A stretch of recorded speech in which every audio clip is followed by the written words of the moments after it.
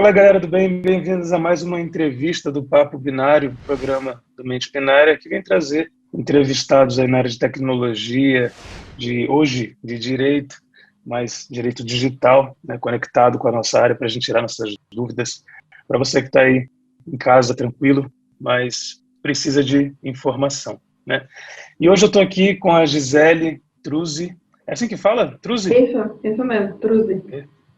Perfeito. Muito obrigado por topar esse convite, Gisele. Obrigado por vir dar essa entrevista para a gente. Eu que agradeço o convite de vocês. Eu gosto bastante de falar sobre essa área. Sou apaixonada pelo direito digital. Tem 15 anos que eu atuo nisso, né? Acho que eu não saberia fazer outra coisa. Então, quando alguém me convida assim para a gente ter um papo mais contraído, para falar para o público sobre como que é, às vezes, o nosso trabalho, algumas dúvidas pontuais aí que o pessoal sempre tem, né, sobre questões jurídicas e tecnologia, eu gosto bastante. E eu já conhecia vocês, assim, de outros invernos, né, indiretamente, né, e aí quando surgiu a oportunidade, eu faço, vamos lá. Que legal, que legal. É muito interessante porque eu mesmo tenho muitas dúvidas e eu tenho certeza que o nosso público também tem dúvidas, né? Nossos ouvintes, a galera que está assistindo no YouTube, ou podcast, ou Spotify, que seja. Mas a gente trabalha muito com coisa técnica, mas essas coisas técnicas, elas têm, dependendo do que for feito, né? Tem consequências. E aí a gente nunca trouxe um especialista em direito digital aqui, e então está sendo, né, para a gente uma honra contar com a tua presença aí. Muito obrigado mesmo.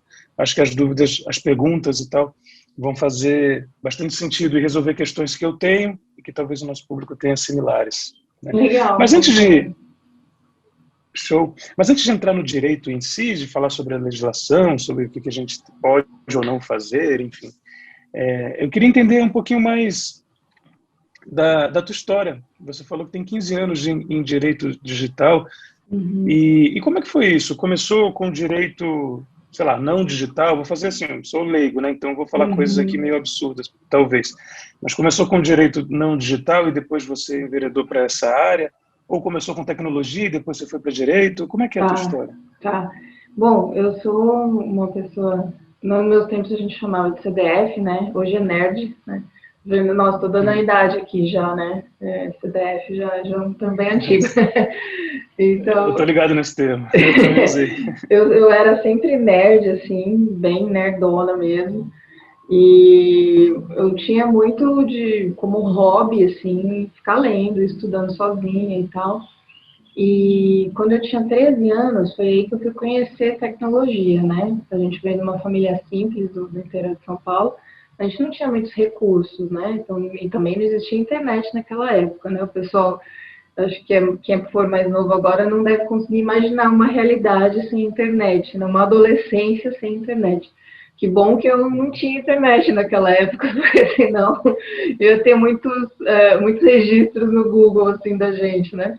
Mas, enfim, aí meu pai, quando eu tinha 13 anos, ele comprou um MSX Gradiente usado, né? Uou. E aí a gente tinha lá 2 drivers para jogar, e aí eu comecei a jogar com esse MSX com o meu pai em joguinhos espaciais, assim, lembro até hoje de um Nemesis, assim, que se algum dia eu achar um emulador para aquilo, eu vou ficar colada no computador acho que umas 6 horas. Que E maravilha. aí era assim, juntava eu e meu pai para jogar, minha mãe esquecia da gente porque não tinha o que tirava, né?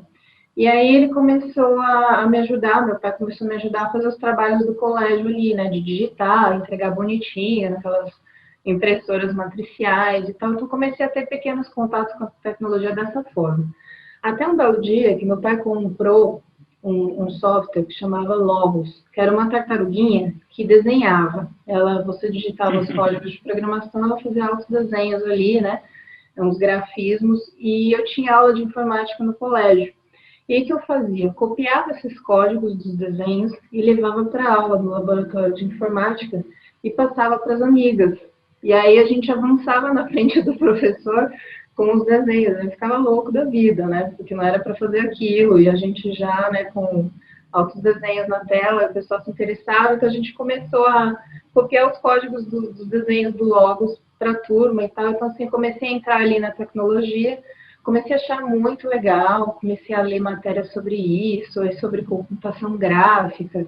Aí gostava muito de filme de ficção científica, eu sou apaixonada por Blade Runner, acho que eu já assisti umas 13 vezes aquilo. Então eu entrava nesse mundo tecnológico, né? E aí eu comecei a querer um dia trabalhar com computação gráfica. Falei, não, isso deve ser muito louco, isso e tal. E veja, né, pensando em uma carreira totalmente exatas, de TI e tudo, né? Aí, ao longo da vida, eu fui vendo que eu não era de exatas, eu era de humanas. Eu não servia muito bem para programar e lidar com um raciocínio lógico. No meu não funcionava muito bem. Então, fui indo mais para a área do direito. E eu tinha um casal de tios que eram advogados. Então, às vezes, eu passava as férias ajudando eles no escritório, via algumas rotinas do direito e achava interessante. E aí, eu comecei a ficar confabulando comigo mesmo. Será que eu poderia juntar a tecnologia com o direito, né? Eu acho que sim, quem sabe um dia. E meu pai vivia me falando, vai chegar um dia que a gente vai telefonar para as pessoas e vai ver a cara delas numa tela. Isso lá nos anos 80, né? Que era uma realidade inimaginável. Eu falei, nossa, ia ser muito doido isso, né? E já pensou se as pessoas usam essa tecnologia para começar a praticar crimes? E era um universo impossível de acontecer naquela realidade, né? Aí eu ganhei um livro do meu pai, que falava de uma história de um hacker, né? Que ele praticava aquela técnica de você fazer descagens de telefone, e meio como se fosse uma invasão, né, num sistema de telefonia de uma rádio específica. E aí ele conseguiu ganhar um prêmio nisso, né? E aí eu fiquei indo atrás de histórias de hackers e tal, e fui me enfiando nesse universo da tecnologia. Quando chegou na faculdade, né? Lá pela metade da faculdade, eu já tinha certeza do que eu ia escrever no meu TCC. Falei, vai ser crimes eletrônicos. E eu tinha um professor de direito penal muito bom, que me dava toda a ferramenta para isso, né? Ele me deu uma revista com o artigo dele, e ali foi a chave para o meu mundo, né? Então, eu comecei a ir atrás de livros, de artigos, de revistas na área do direito digital. Isso lá para 2000, mais ou menos, né? Numa época em que a gente quase não tinha material específico de qualidade a respeito no Brasil. Então, eu comecei a colecionar materiais sobre isso, né? Saía notícia no UOL falando de crime eletrônico lá na Inglaterra, eu tirava print e guardava. Então, tinha um diretório no meu computador que era só de prints e de coisas que saíam na mídia, né? E todo o meu parco dinheirinho do estágio ia com bibliografia na área de direito digital, de crimes eletrônicos e tudo. Então, quando chegou no final da faculdade, eu fui aquela retardada que fez aquela monografia gigantesca, né, de tanto material que achou, e que o povo chamava de louca por eu escrever sobre crimes eletrônicos numa época em que ninguém falava sobre isso, né? E eles me diziam, né, meus colegas, você não vai achar material a respeito. Mas eu já tinha minha coleçãozinha de livros que eu fui comprando ao longo dos tempos, assim, por uns 2 anos eu fiquei colecionando esse material. Aí fiz a monografia sobre crimes eletrônicos, tirei 10, assim, a professora que era a carrasca ali do Mackenzie na época me deu 10 com louvor, me elogiou, falei, nossa, se a fulana me elogiou, beleza, tô bem na fita, né? E fui. Aí eu meio que enfiei essa monografia embaixo do braço e aí fui atrás de estágio na área, né? Eu já havia estagiado por 2 anos como estagiária da Justiça Federal, né? Eu trabalhava no cartório de uma vara da Justiça Federal, e aí eu queria passar para o outro lado do balcão agora, queria ter a realidade do advogado. E aí eu consegui trabalhar num escritório criminalista, né, na época. Era essencialmente criminalista, tinha um pouco de tudo do direito criminal. Tudo que se pode imaginar, umas histórias assim cabulosas, né? E eu falava, nossa, uns negócios que aconteciam lá que eu ficava até assustada e falava, meu Deus, eu acho que direito Mas não criminal... necessariamente envolvendo crimes digitais, não, né, crime cibernético, é ainda isso? não. Tá. Foi minha primeira inserção no mundo do direito criminal. E eu gostava muito Entendi. de direito criminal na faculdade. Mas é diferente você gostar da matéria na teoria e começar a ver na prática, né? E aí, na prática, eu fui vendo que o direito criminal era muito pesado para mim, assim, eram umas coisas muito bizarras, muito assustadoras que eu vi ali na realidade, de prisão, de cadeia, de ir em delegacia, nos lugares assim que eu olhava e falava, caramba, será que eu volto para casa hoje, né? Só assim, quando você fala em coisa muito pesada, na minha cabeça passa assim, alguém falou assim, arranquei a cabeça de alguém e estou dizendo que eu sou inocente. É algo nessa linha ou não? Tinha um caso bem cabuloso que era quase isso. Não era que não chegaram a arrancar a cabeça, mas o cara morreu, né? E aí você vê pela primeira vez um laudo do IML no processo físico com as partes, o pedaço do corpo ali, né, da autópsia e tal. Você fala, né? Eita. É pesado. Aí teu chefe te dá um envelope para você numa delegacia lá longe, como a gente diz no interior, onde o Judas perdeu a meia, porque a bota já foi faz tempo, né? E fala, olha, entrega esse envelope aqui para o delegado, doutor fulano de tal. Ele sabe o que é. Aí você fala, eita, o que tem nesse envelope? Por que eu tenho que ir lá? Aí você começa a matutar na sua cabecinha de estagiário e você fala, poxa, será que isso aqui não é um crime de corrupção ativa, passiva? Você está lá no ônibus, né, no caminho da delegacia lá e começa a falar, caraca, se alguém me pega fazendo isso, velho, poxa, aí caiu assim o brilho assim, né, daquela coisa da luta pela justiça, os ideais que você tem na faculdade, e você começa a ver a podridão do mundo do lado de fora. E aí eu falei, esse negócio de direito criminal mesmo não é muito minha pegada, não. E o meu chefe, ele já tinha sido até ameaçado de morte na frente da casa dele, deram uns tiros ali com o fuzil na fachada da casa dele, por esse cliente que estava envolvido com droga, umas coisas assim. Então, porque é aquela história, né? Se um indivíduo vai preso e dentro da situação o advogado consegue acelerar a soltura dessa pessoa, nossa, melhor advogado do mundo. Mas se pelos detalhes do processo, ou pelo entendimento do juiz, a pessoa não é solta logo, a culpa é do advogado, né? E aí, então, né, aqueles esquemas assim de crime organizado, às vezes o pessoal vem para cima. E ele vivia andando assim, com pânico e tal. Eu falei, ei, eu não quero essa vida pra mim, não. Muito pesado, né? Sim, tem que estar nessa vibe, né? Tem que conseguir andar dentro disso. E aí eu comecei a pensar, né? E aí a internet já estava fluindo no Brasil e tal, né? E começando a aparecer mais casos de crimes eletrônicos. Eu gostava muito disso. Eu falei, eu acho que essa área do direito criminal é legal para mim. Isso aqui não é sanguinolento, né? Igual o direito criminal puro, né? Mas é um criminal que eu curto e tem a ver com tecnologia, que eu gosto e tal. Acho que tá jogo, né? Então, fui me interessando cada vez mais por essa área, fui lendo, aprendendo, estudando muito sozinha, assim, de fuçar material e ir atrás. Porque naquela época não tinha curso, não tinha nada específico. Então, você pegava um professor que te dava um norte e era comer livros, né? O esquema era esse, né? Aí eu fui por essa linha. E aí, quando eu passei na OAB, em 2005, já né, tinha me formado em 2004, passei na OAB em 2005, eu comecei a trabalhar como advogada no escritório de um advogado que ele era criminalista, mas ele fazia muita coisa de crime eletrônico. Uns 70% do trabalho dele era crime eletrônico. Então, tinha muita coisa de fraude bancária, né? Fraude bancária é uma das coisas que mais rola, imagino, né? Que mais até hoje. Rola, direto, até hoje. Eu vejo assim, que se você for ver crime eletrônico em relação à pessoa física, fraude bancária e crime contra a honra, né? Difamação, injúria, calúnia. Difamação nas redes sociais. Aproveitando até para entrar nesse assunto, se eu hoje tomar um golpe assim no banco, né, na minha conta bancária, entrar na minha conta bancária e ver que não tem, sei lá, faltando um dinheiro lá, e aí percebi que alguém tirou. A orientação, assim, porque eu fico pensando que eu deveria falar com um banco para tentar conseguir esse dinheiro. Talvez o banco não me pague, talvez ele diga que não é culpa dele e tal, não sei o quê. Como é isso? Depende de quem é a culpa, quem tem que pagar, ou é interessante que eu busque um advogado primeiro? O que você vê aí que deve ser a primeira ação? Ou fazer um BO na polícia? Qual seria a primeira ação da vítima, na sua opinião?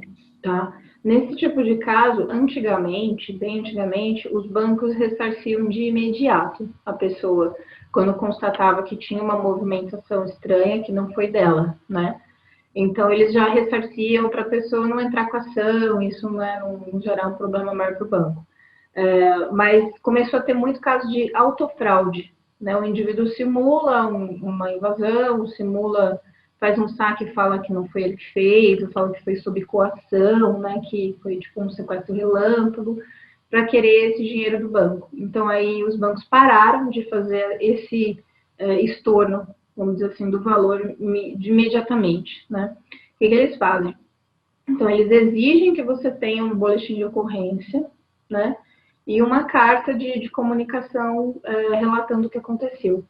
Então, a gente sempre orienta, quando acontece esse tipo de coisa, tire prints, pegue o seu extrato ali, que comprove essa movimentação aí estranha que você não reconhece, faz um boletim de ocorrência, seja na delegacia presencial, seja o boletim de ocorrência eletrônico, né, na delegacia eletrônica, redige aí no computador uma história, um relato de quando você percebeu isso, o que aconteceu, o valor, né, um histórico disso, assina e entrega na sua agência, né, protocolado. Tá? Exija um recibo, um carimbo, alguma coisa assim, né, para você ter que o banco recebeu.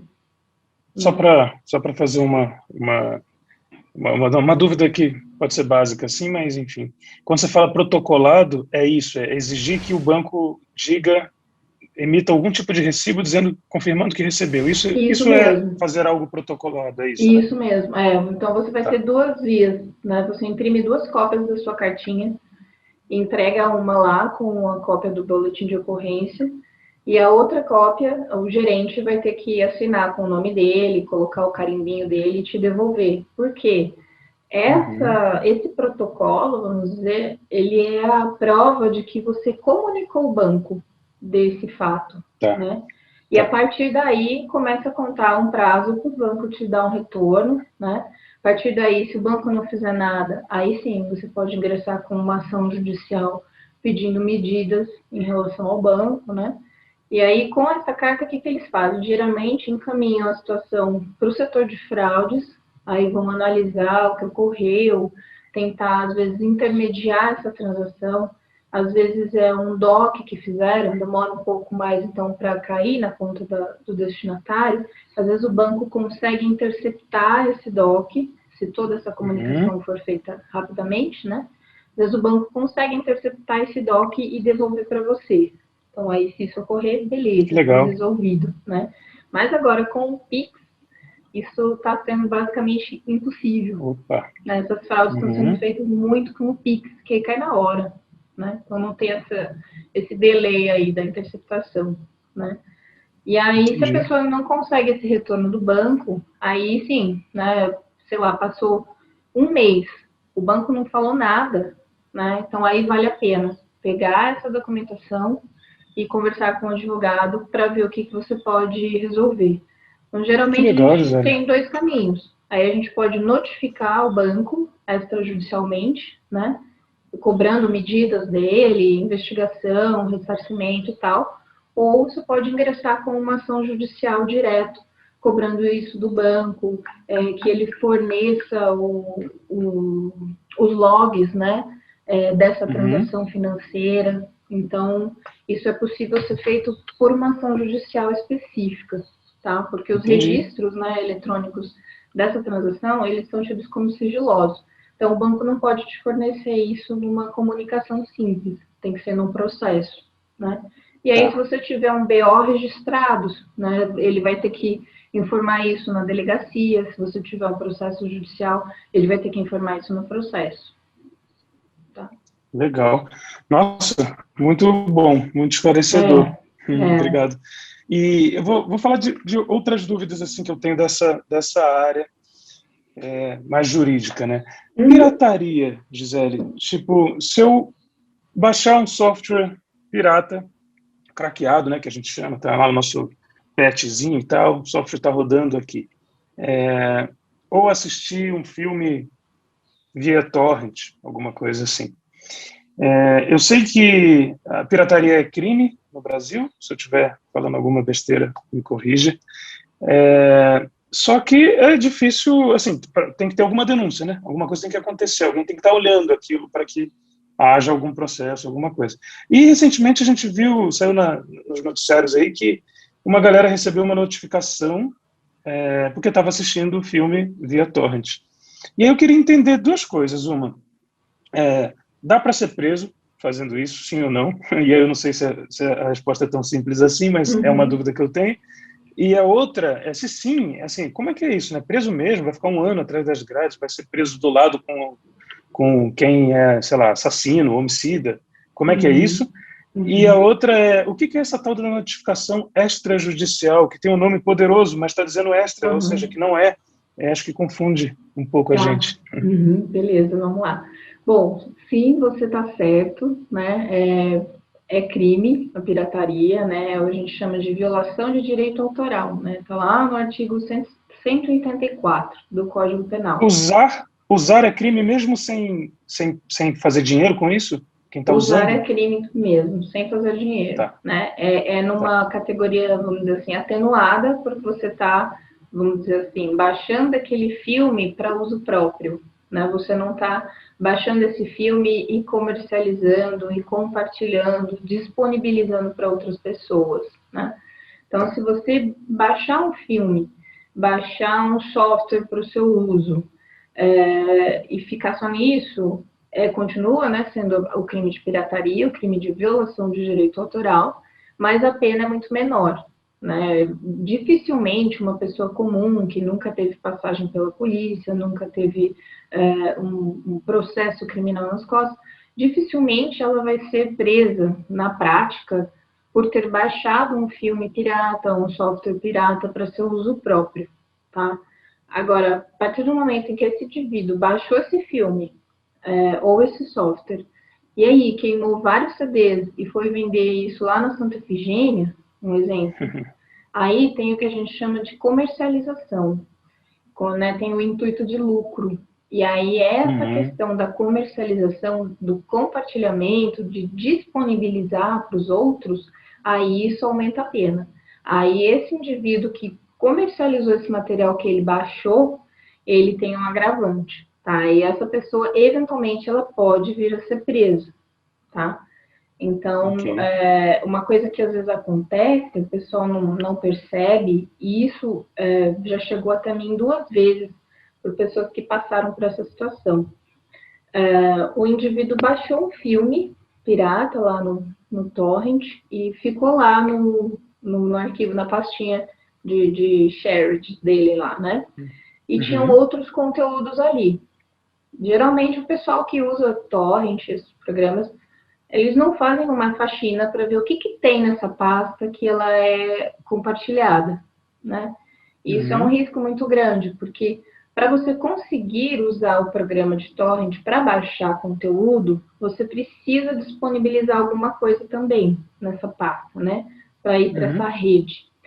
E aí, a pessoa tinha vários conteúdos ali que ela já tinha baixado de outros sites, né, e tudo mais. Então, tinha vários filmes, tinha vários softwares, tinha um monte de coisa ali nessa pasta compartilhada que ela disponibilizava indiretamente para terceiros através desse programa de torrent, né? Aí, um belo dia, a pessoa se assusta recebendo uma notificação extrajudicial no endereço dela, né, veio pelo correio de um escritório de advocacia falando que ela estava praticando crime de pirataria, de violação de direito autoral, por ter baixado o filme tal, tinha o nome do filme, e ela nem se lembrava que tinha assistido esse filme na vida, né? E aí a pessoa assustou e veio atrás da gente, né, mandou um e-mail lá pelo site do escritório e tal, e aí eu fui ler a notificação, fui conversar com a pessoa, fui entender, e na prática é isso que acaba acontecendo. Então, o que ocorre? As distribuidoras dos filmes, elas acabam fazendo de tempos em tempos algumas ações específicas para tentar quebrar essa rede de pirataria, né? E então, geralmente, são conteúdos específicos, né? Ah, é um filme X ou é um programa específico, né? Um software específico. Ah, vamos atrás de quem está pirateando esse conteúdo agora. E aí, então, associado com o escritório de advocacia que atua nessa área de direito autoral, eles tentam puxar quais foram os filmes mais baixados, os conteúdos mais baixados, né, que está no top 5 dos downloads ilegais aí. E Sim. aí, vamos pensar que é um programa de torrent X, que está tendo muito download ilegal desse conteúdo. Ok. Então, aí eles ingressam com uma ação judicial contra esse programa de torrent, né? Contra o software X, e pedem que esse software identifique os usuários que fizeram o download daquele conteúdo Y, né? Aí, dentro de um processo judicial, essa empresa, né, esse programa de torrent, vai dizer, olha, eu tenho esses usuários aqui, ou, na realidade, o que acontece? Ele vai dar os IP, né? Então, vão fornecer uma lista imensa de IPs que conseguiu identificar dentro de um período de tempo aqueles downloads. E entrega isso num processo judicial.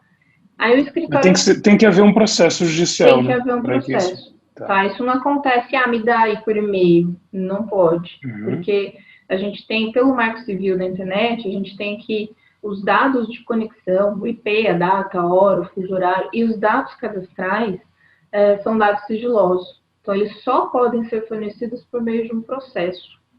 Tá? Entendi. Então, aí, nesse processo, vai chegar essa lista imensa de IPs, o escritório de advocacia vai analisar esses IPs e ver em que provedor de conexão esses IPs batem. Esse aqui é UOL, Terra, IG, TIM, Vivo, claro. E aí, dentro desse processo, ele vai pedir para o juiz emitir ofícios, né, cartas, para essas empresas provedoras dessas conexões de internet. Aí vai falar, TIM, Vivo, me fala aí os dados cadastrais, agora, porque ele já tem os dados de conexão, né? Me fala aí os dados cadastrais do usuário de internet que se conectou no dia tal, no horário tal, sob o IP tal. Beleza. A provedora da conexão ou operadora de telefonia móvel tem esse registro, né? Eles são obrigados a armazenar esse registro por 1 ano. E aí, dentro desse espaço de 1 ano, eles conseguem te dizer quem é o responsável por aquela conexão, né? Por aquele IP. E aí vão dar essa listagem. Vai falar, tá aqui. Aí o escritório recebe isso, vai falar, opa, tem o Zé da Silva, tem a Maria de tal, e aí começa a mandar essas notificações extrajudiciais. O que é uma notificação extrajudicial? É uma carta, né? Um nome assim, assusta pra caramba, né?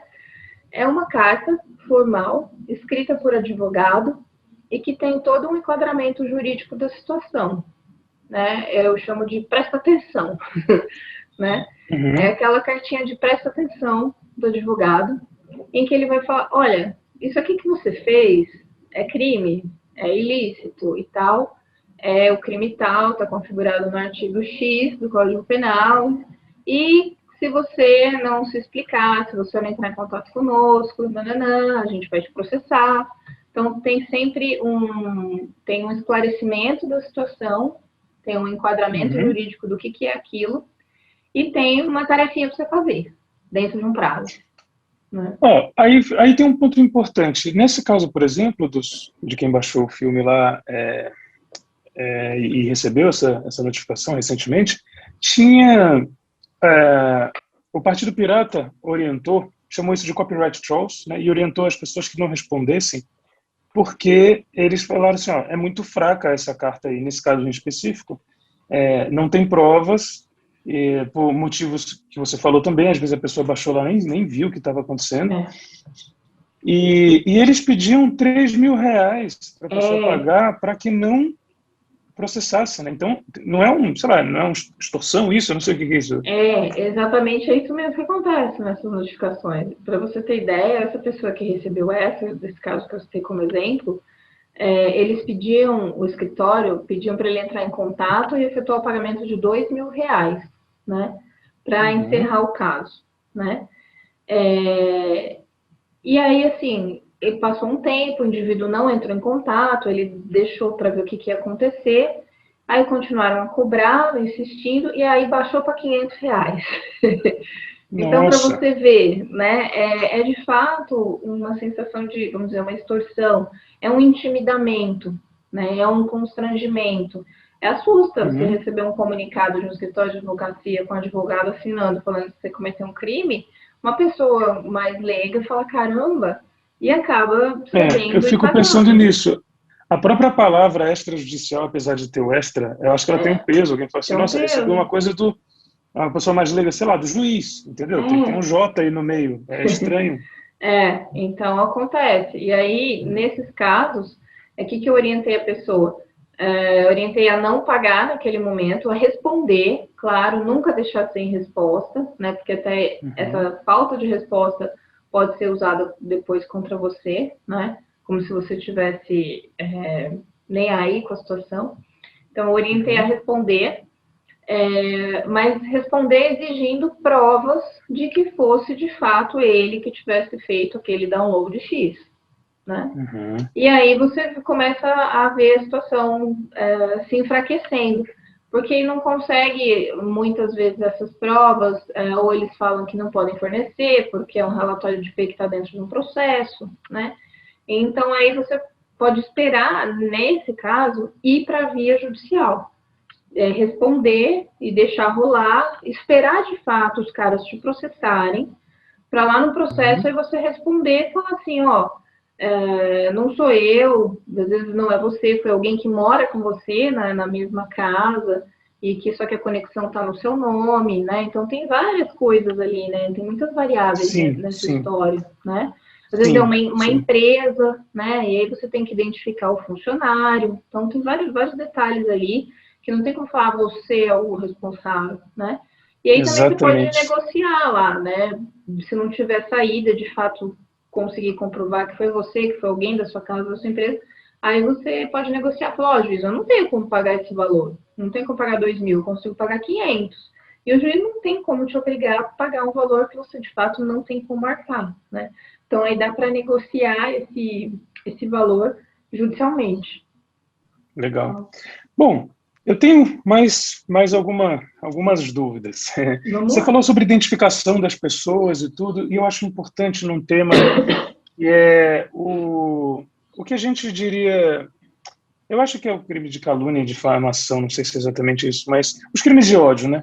A questão de uma pessoa, eu não sei exatamente como se configura, mas ofender e com a clara intenção de fazê-lo, e talvez isso sendo feito, por exemplo, numa rede social onde ela se identifica, ela tem um nome, né, e tal, Fernando, Gisele, beleza, aí talvez seja mais simples, mas como é que fica, primeiro, o que configura esses crimes de ódio, né, se eu chamar alguém de feio, bonito, alto, baixo, como é que é isso, queria entender, né, qual é o limite, e o segundo é como fica isso em relação à identificação. Se eu fizer isso por trás de um nickname, a justiça já não me acha? Como é que é isso? Tá. Bom, vamos lá, então. Esses crimes a gente chama de crimes contra a honra, né? Que são Tá. 3: calúnia, injúria e difamação. A calúnia é quando eu imputo para essa pessoa um crime mesmo, um ato ilícito que ela não cometeu, ou que ela ainda não sofreu um processo legal, tem uma sentença, foi condenado. Você fala, o Fernando é ladrão, o Paulo é estelionatário, né? Ladrão, furto, roubo, estelionatário, estelionato. Então, eu estou jogando uma responsabilidade de um crime que existe no nosso Código Penal para essa pessoa. E eu não tenho uma sentença criminal que a condene por aquele crime, tá? Então, isso é calúnia. Aí já a difamação. A difamação, ela é uma menção de uma situação ou de um fato que acaba denegrindo a imagem de alguém perante a sociedade. Então, não tem a ver com um crime, não é um crime, mas é uma situação que desabona a vida de alguém. pode gerar um abalo ali na reputação do indivíduo perante a família, os amigos, a vida profissional dele, né? Então, se eu falo assim, o Fernando é um péssimo profissional, ele não cumpre com o que ele entrega, ele enrola pra caramba, ele só chega atrasado, ele promete não cumpre, vai tecer toda uma situação que não configura crime, mas que ela é negativa, tá? Então, é uma menção negativa, é uma mancha que eu crio na vida do outro. Isso é a difamação, tá? Tá bom. E a injúria, para a pessoa entender bem e diferenciar a difamação da injúria, eu cito sempre assim, que a injúria, ela é o que a gente chama de cyberbullying, ou o bullying.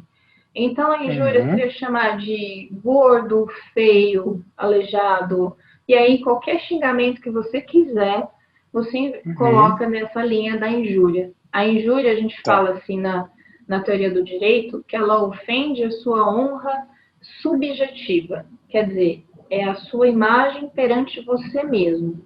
Aquele xingamento não vai fazer você perder um emprego, não vai fazer sua mulher se separar de você, você deixar de ser contratado por um trabalho X, mas aquilo você vê e aquilo te deixa mal, tá? Aquilo te bota para baixo. Interessante. Então, essa é a injúria. Então, a injúria tem muita característica do cyberbullying, quando a gente começa a olhar o cyberbullying sendo praticado por adolescentes e por crianças, né?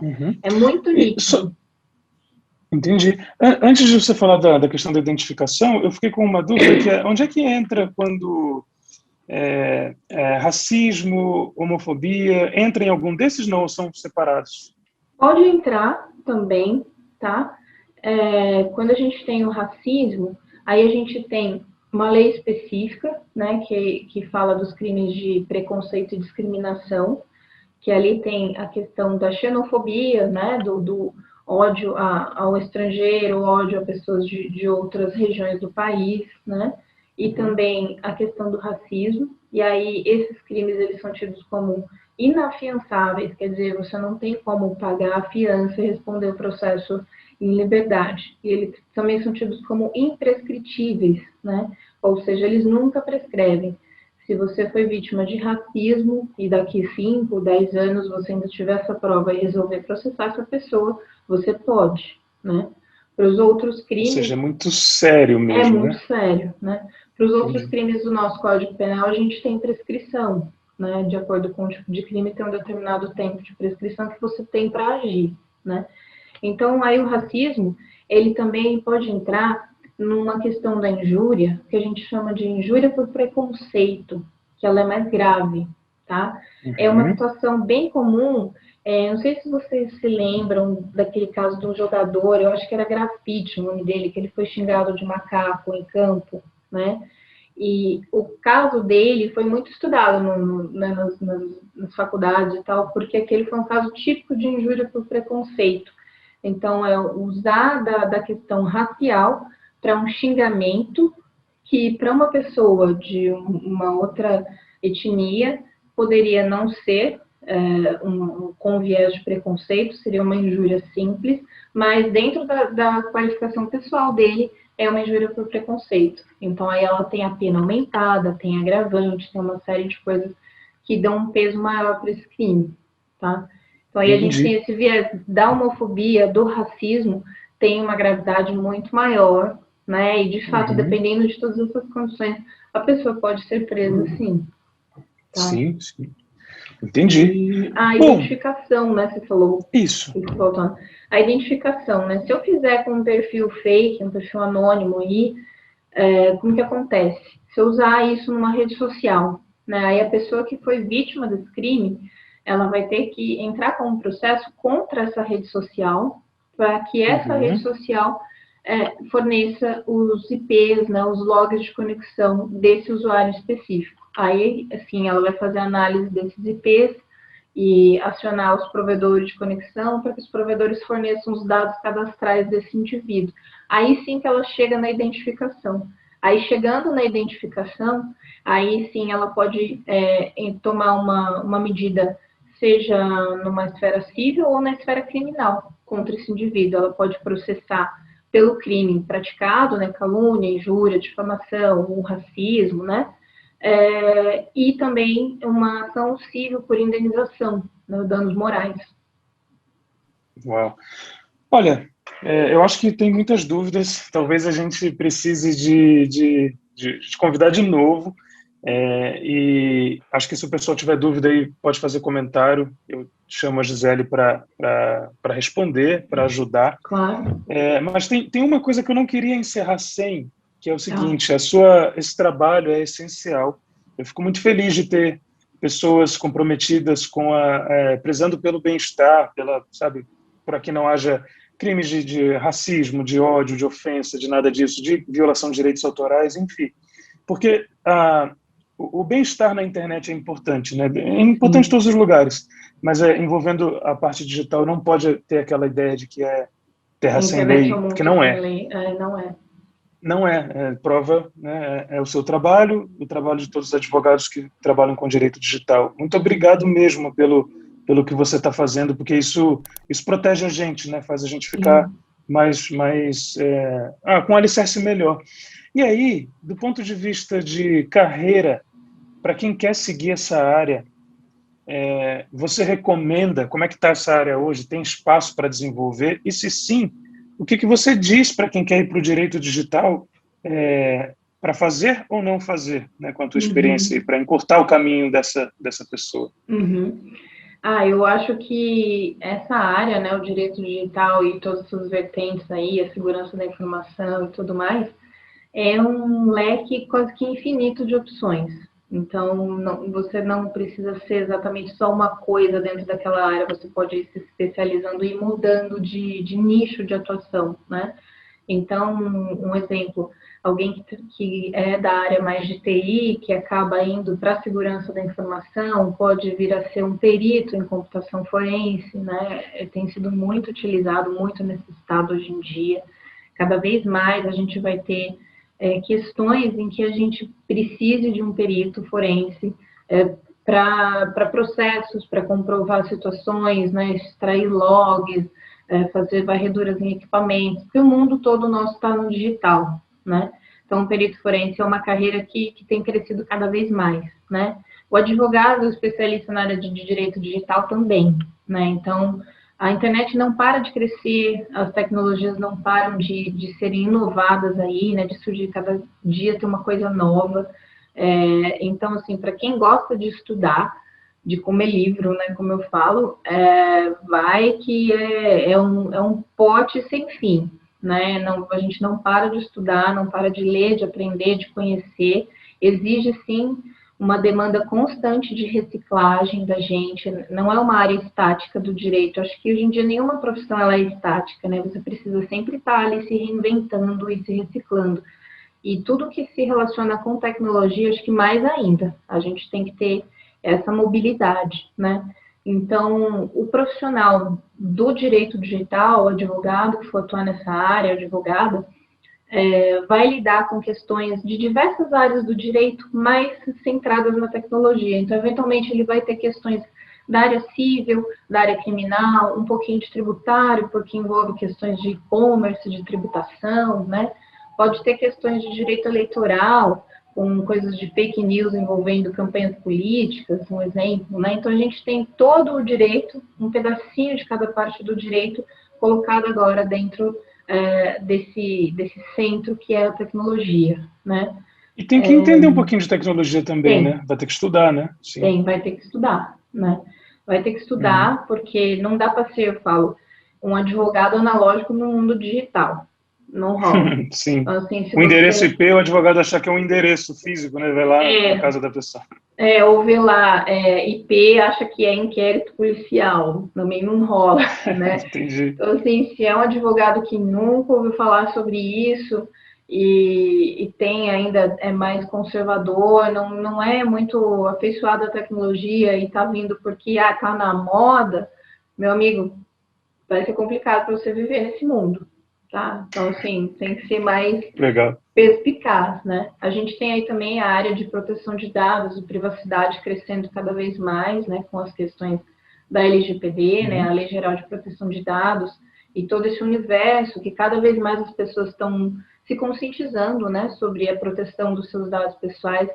Então, é uma área também específica do direito digital, que tem muita gente se especializando, tirando certificação e atuando nisso, né? Então, a gente tem Sim, várias frentes aí dentro da área do direito digital e as áreas afins, né? Da segurança da informação, da perícia, da tecnologia, que é um vasto campo aí de trabalho e que só tem a crescer, né? E acho que não existe mais aquela divisão, né, de TI que não fala com jurídico. Cada vez mais eles vão precisar se entender e se dar os braços e compartilhar conhecimento. Então, acho que até por que conta do legal. nosso mundo ficando cada vez mais digital, e a gente viu isso, né, nesse último ano, que não teve outra solução, né, eu acho que a internet, a tecnologia, ela é uma extensão, né, do nosso mundo real, digamos assim. Não tem mais mundo real, mundo virtual, Sim, online, sim, faz offline. parte. É Tá tudo uma 24/7, extensão. né? É, Sim, é uma sim, coisa só, né? Então, legal. acho que vai ser cada vez mais natural as pessoas irem se acostumando com isso e vão ter que se conscientizando disso também, né? Dos riscos, e as profissões relacionadas vão ter cada vez mais futuro aí. Que legal. Uau! Bom, então fica o recado, né? Vale a pena entrar para essa área, você que está assistindo aí e tem essa vontade, né, de ajudar a resolver. Eu acho um trabalho muito bonito mesmo, de manter as pessoas em paz e resolver os conflitos, né? Porque quando alguém processa alguém, né, não é bom assim, alguém está insatisfeito. E aí alguém abre um processo, né? E o advogado vai lá para resolver isso, para deixar isso em paz, né? De repente um acordo, de repente uma resolução X. Eu fico muito feliz de poder contar com esse amparo. Obrigado pela tua profissão, pelo teu trabalho, Gisele, pela dedicação ao direito digital, que afeta diretamente a gente também aqui, acho que a galera da mente binária como um todo. E por tudo que você tem feito. E, claro, por vir aqui falar. Eu senti que a gente tem mais perguntas, tenho certeza que o Ah, público vamos vai ter marcar mais perguntas. uma vez aí, A gente marca versão mais 2, conversas, sem versão dúvida. 3 e assim por diante. Beleza, beleza. A gente pode escolher assuntos específicos, se Isso. quiser, né, e a gente Uhum. trata. E se você está ouvindo aí em podcast, né, entra lá no YouTube e faz seu comentário se tiver alguma dúvida. Se você já está assistindo no YouTube diretamente, então já comenta aí, dá um like, compartilha, enfim, dá aquela promovida para chegar em mais pessoas, para que as dúvidas sejam sanadas. Né? Agradecer de novo, Gisele, obrigado. Eu que agradeço, Fernando. Obrigada do convite, obrigada a participação de quem está ouvindo a gente ou está assistindo a gente no YouTube. Nós também temos nosso canal no YouTube, quem tiver aproveita aí, dá uma busquinha aí no Trudes Advogados. A gente tem muito conteúdo lá, né, de Que legal, a gente põe na entrevistas. descrição aqui também. Tá, tem entrevista, tem palestras online ali e tudo mais. A gente também tem nosso podcast, também está lá no Spotify, nas outras plataformas. E aí, se você ficou com dúvida de tudo isso que a gente falou, ou tem dúvida de outro assunto, deixa aí nos comentários que eu volto e respondo para vocês. E, sem dúvida, vamos fazer uma versão 2, 3 aí, enfim. Fico à Que disposição de legal, vocês. que legal. Obrigado pela disponibilidade. Então é isso, a gente vai ficar por aqui. Até a nossa próxima entrevista. Obrigado pela audiência e tchau.